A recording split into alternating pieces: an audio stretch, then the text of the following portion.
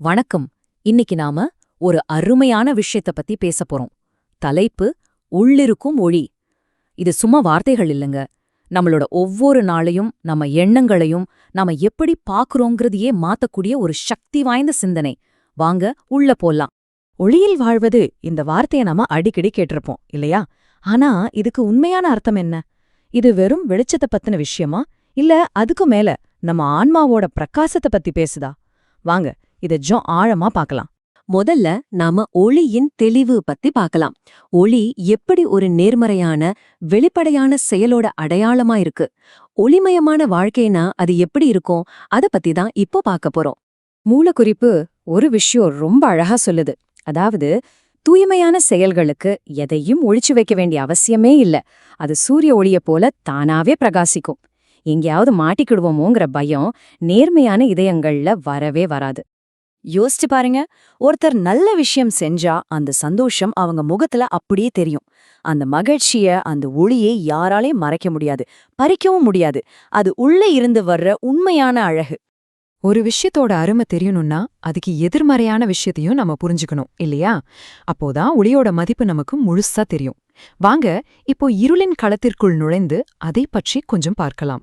இருட்டுன்னா சும்மா வெளிச்சமில்லாத இடம்னு மட்டும் அர்த்தம் இல்லைங்க. அது திருடர்கள் பதுங்குற இடம். அதே மாதிரிதான் நம்ம மனசுல இருக்கிற அறியாமைங்கிற இருட்டுல தீய எண்ணங்களுக்கு அதுதான் புகலிடம். ஒளி இல்லாத இடத்துல இந்த மாதிரி எதிர்மறை எண்ணங்கள் நச்சு செடி மாதிரி ரொம்ப சுரகமா வளர்ந்துடும். இங்க பாருங்களேன், இந்த ஒப்பீடு எவ்வளவு தெளிவா இருக்குன்னு. ஒளி அது எல்லாத்தையும் வெளிச்சம் போட்டு காட்டுது. ஆனா இருட்டோ அது எல்லாத்தையும் மறைக்குது. ஒளி நமக்கு சந்தோஷத்தையும் பாதுகாப்பையும் கொடுக்குது. ஆனா இருள் பயத்தையும் அறியாமை மட்டும்தான் கொடுக்குது. இது வரைக்கும் நாம பார்த்தது எல்லாமே வெளி உலகத்துல நடக்கிற செயல்களை பத்தி.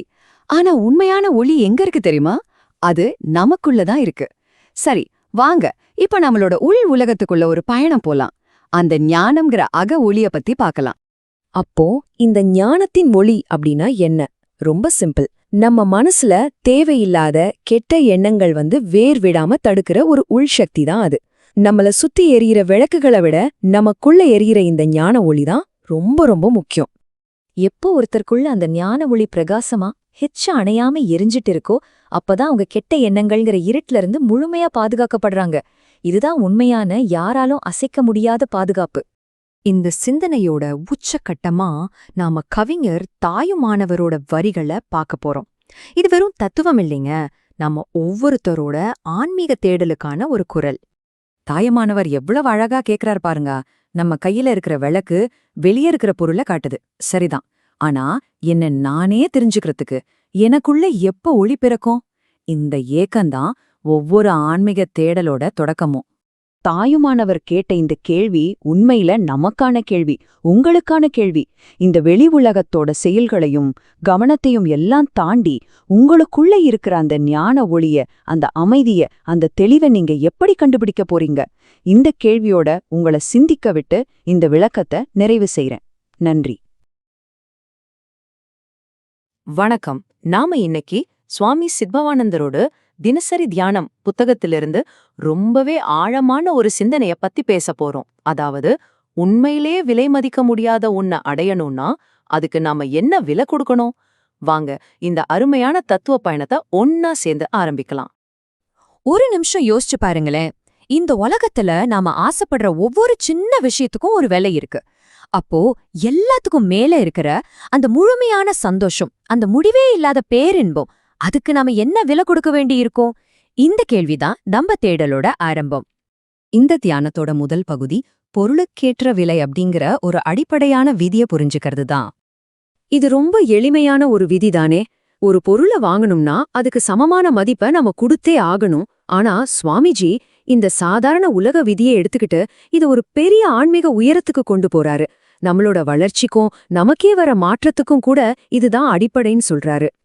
அடுத்ததா இந்த ஆன்மீக வளர்ச்சிய ரொம்ப அழகா விளக்குற ஏணிப்படி தத்துவம்னு ஒரு உருவகத்தை இப்ப நாம பார்க்கலாம். இது எவ்ளோ உண்மை பாத்தீங்களா? ஒரு ஏணியில நம்ம மேல ஏறும்போது நிக்கிற படிய விட்டு காலை எடுத்தாதான் அடுத்த படியில வைக்க முடியும். 2 படியிலையும் ஒரே நேரத்துல காலை வச்சுக்கிட்டு இருக்கவே முடியாது. முன்னேற்றம்ங்கிறது பழையதை கெட்டியா புடிச்சுக்கிறதுல இல்ல, அதை விட்டுட்டு மேல போறதுல தான் இருக்கு.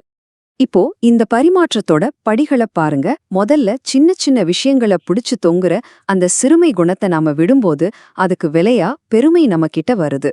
ரெண்டாவதா, அறியாமைங்கிற இருட்ட நாம தூக்கி எறியும்போது ஞானம்ங்கிற பெரிய வெளிச்சம் நமக்குள்ள வருது.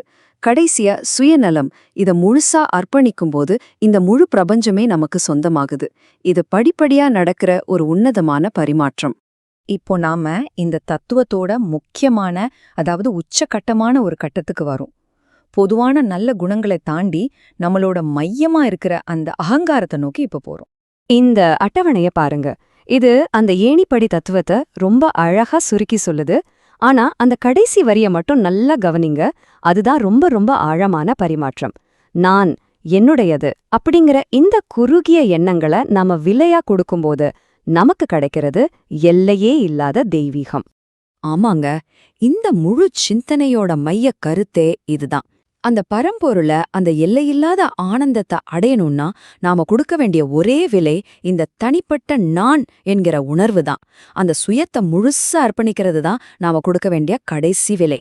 இந்த அற்புதமான பரிமாற்றத்தை, இந்த தெய்வீகமான பேரத்தை மாணிக்கவாசகர் அவரோட திருவாசகத்துல அடடா என்ன ஒரு பிரமிப்பான பாடல் மூலமா விளக்குறார் தெரியுமா? இந்த வரிகளோட பிரம்மாண்டத்தை கொஞ்சம் உணர்ந்து பாருங்க. இறைவன் நமக்கு என்ன கொடுத்தான்? வேற எதையும் கொடுக்கல. அவன் தன்னையே முழுசா நமக்கு கொடுத்துட்டான். அவனுடைய எல்லை இல்லாத தெய்வீகத்தை நமக்குள்ள வச்சுட்டான். பதிலுக்கு அவன் நம்மகிட்ட என்ன எடுத்துக்கிட்டான்? இந்த சின்ன குறுகிய சுயநலம் மட்டுமே நிறைஞ்ச நான் அப்படிங்கிற உணர்வை எடுத்துக்கிட்டான். இதுதான் முழுமையான சரணாகதி. இதோ அந்த முழு பாடல். சங்கரனே, நீ உன்னையே தந்துட்டு அதுக்கு பதிலா ஒன்னுத்துக்கும் உதவாத என்ன எடுத்துக்கிட்ட. இந்த பேரத்துல யார் பெரிய புத்திசாலி? நான் முடிவே இல்லாத பேரின்பத்தை அடைஞ்சிட்டேன். ஆனா ஒண்ணுமே இல்லாத என்கிட்ட இருந்து நீ அப்படி என்னத பெருசா அடைஞ்ச? என்ன ஒரு ஆச்சரியம், என்ன ஒரு கருணை! நம்ம இந்த உரையாடல ஒரு பதிலோடு முடிக்க போறதில்ல. அதுக்கு பதிலா மாணிக்கவாசகர் கேக்குற அதே ஆழமான கேள்வியோடு தான் முடிக்க போறோம். முடிவே இல்லாத ஒன்ன அடையறதுக்காக ஒண்ணுமே இல்லாத ஒன்ன நம்ம கொடுத்தா இந்த தெய்வீக பேரத்துல உண்மையிலேயே யார் ஜெயிச்சது, யார் புத்திசாலி? இந்த கேள்வியே நாம தியானம் பண்றதுக்கு ஒரு மிகச்சிறந்த தொடக்கம்.